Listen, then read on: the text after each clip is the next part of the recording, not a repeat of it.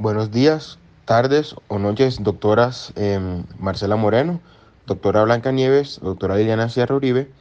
Hoy hablaremos sobre el recorrido de la mucosa olfatoria y mi grupo solamente está conformado por María Camila López y quien les habla, Luis Eduardo Martínez. Para entrar un poco en contexto, hablaré un poco sobre de lo que es el aparato respiratorio. Bueno, como sabemos, este está constituido por tres porciones fundamentales con distintas funciones.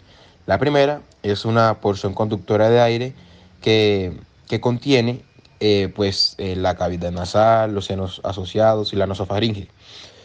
Bueno, además de que contiene una pequeña porción respiratoria para el intercambio de gases que están asociados con los bronquiolos respiratorios y los conductos alveolares con los sacos alveolares también. También el aparato respiratorio cuenta con un mecanismo para la ventilación donde se encuentra la caja torácica, músculos intercostales y el diafragma. En la cavidad nasal podemos ver que esta se compone del tabique nasal y el tabique cartilaginoso. La cavidad nasal se divide en dos mitades que son de derecha e izquierda. La cavidad nasal se comunica con el exterior a través de las narinas y con la nasofaringe por medio de las coanas. De la pared ósea externa de la nariz se proyectan tres peñascos óseos que son un poco delgados que se llaman cornetes nasales superior, medio e inferior. En la porción anterior de la cavidad nasal, o también que se puede llamar vestíbulo, se encuentran la epidermis, que es el epitelio plano estratificado queratinizado con pelos rígidos, llamados vibrisas, y la dermis, que es un tejido conectivo denso con gran cantidad de glándulas sebáceas. También podemos encontrar glándulas sudoríparas. Se continúa con el pericondio, que es una hoja de tejido conjuntivo de colágeno irregular y denso que recubre la mayor parte del cartílago. Este tiene una capa fibrosa externa y una capa celular interna, la cual las células ahí secretan la matriz. El pericondrio es vascular y sus vasos aportan nutrientes a las células del cartílago. En esta imagen, acá como vemos, es un epitelio pavimentoso que pierde la queratina. En este tiene pelos cortos y además tiene una secreción de glándulas sebáceas. Aquí en la región olfatoria se compone el epitelio olfatorio y la lámina subyacente que contiene las glándulas de Bowman y un plexo vascular abundante. Como vemos en la imagen, podemos observar las diferentes partes que tiene la región específica del olfato. Pues encontramos el bulbo olfatorio con las neuronas multipolares y pues las partes están, como vemos aquí en la imagen. En el área respiratoria, específicamente en la mucosa olfatoria, podemos ver que esta imagen nos muestra un epitelio cilíndrico pseudoestratificado ciliado con células calciformes. Las células calciformes son estas las que podemos ver encerraditas en el círculo y además presentan cilios que están en toda la periferia de la micrografía. También posee un epitelio de membrana basal y tejido conjuntivo. La región olfatoria de las fosas nasales se extiende por el techo de las fosas nasales a la parte superior del tabique nasal y la parte superior del cornete superior. En ella se encuentran las células olfatorias, que son las encargadas de la recepción de los estímulos sensoriales odorifeos. Se encuentra en un epitelio olfatorio la lámina propia hacia la lámina cribosa del etmoides, las cuales son pues la glándula olfatoria de Bowman, que está compuesta, como lo dije anteriormente, de túbulos alveolares serosos y pues demás. Amplios plexos de capilares sanguíneos y vasos linfáticos también podemos ver. También hacen axones olfatorios envueltos en células de Schwann y un perineuro bien desarrollado. Como vemos en esta micrografía, observamos la mucosa olfatoria donde podemos ver a mayor aumento, más detalladamente el epitelio olfatorio. Aquí se encuentran las células olfatorias, pues acá lo vemos con la punta de las flechas, y las células de soporte, que son las flechas cortas.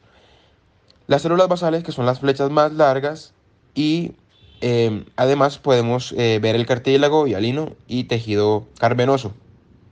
Ahora bien, en esta micrografía podemos distinguir de modo muy general los tres diferentes tipos de células que pues ya se habían mencionado anteriormente. Hay que recalcar que estos son los tres tipos de células principales del epitelio olfatorio y de acuerdo a esto hay un aspecto y ubicación que lo conforman que es un aspecto nuclear, así como por ciertas características citoplasmáticas. Aquí en la imagen podemos observar pues las diferentes partes que nos muestra. Entonces vemos el conducto excretor, de hecho vemos dos conductos excretores, un epitelio olfatorio, unas glándulas olfatorias que se ve y se distingue muy bien y unos nervios olfatorios por último. Ahora bien, aquí como podemos observar en esta diapositiva hay tres cuadros en el cual vemos unas abreviaturas. Esto nos sirve para guiarnos un poco de lo que vamos a ver en la siguiente imagen, que es una micrografía. Ok, aquí podemos observar una mucosa olfatoria con las diferentes partes que voy a mencionar a continuación. Entonces, en esta micrografía podemos observar los núcleos de las células de sostén. Estas son bastante densas y estas se encuentran más cerca de la superficie epitelial. Están dispuestas en una sola capa casi nítida. Las células de sostén tienen una forma cilíndrica y se extiende desde la membrana basal por todo el espesor del epitelio, justo debajo de la capa que está en los cuerpos celulares de las células olfatorias. Ok, ahora hablaré de las células olfatorias. Las células olfatorias se encuentran en diferentes alturas dentro del espesor del epitelio. Por otro lado, la exploración minuciosa de los núcleos de estas células neuronales bipolares permite comprobar que contiene más eurocromatina que los núcleos de las células de sostén y a menudo exhiben varios nucleolos. En este preparado histológico se ven los núcleos como pequeños corpúsculos redondeados de color morado. En algunos casos en particular hay retracción y se puede observar la prolongación dendrítica que está enlazada y que se extiende hacia la superficie olfatoria, del mismo modo que a veces puede distinguirse de una prolongación axónica en la región basal del epitelio. Ahora bien, hablaré un poco de las células basales, que estas son las menos abundantes entre los tres tipos de células principales.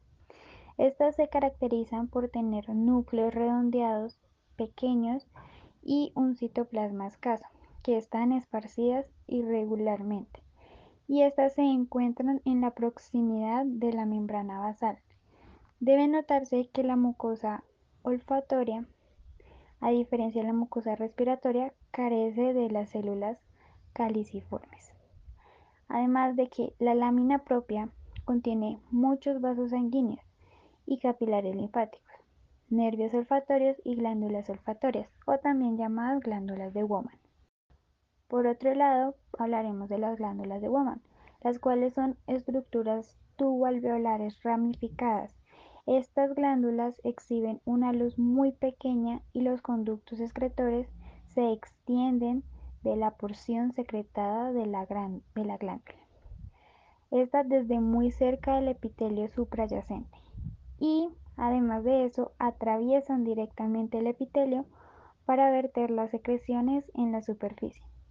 Los conductos son muy cortos, lo que dificulta su identificación, además de que las terminaciones axónicas son muy delgadas y a veces son visibles en la lámina propia antes de ser invaginadas por las células de Schwann para formar los nervios olfatorios prominentes.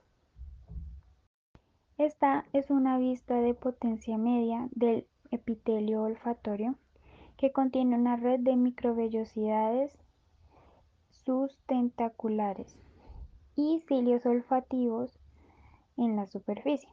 El epitelio es columnar, pseudoestratificado y es difícil de diferenciar entre las células receptoras olfativas, las células epiteliales basales.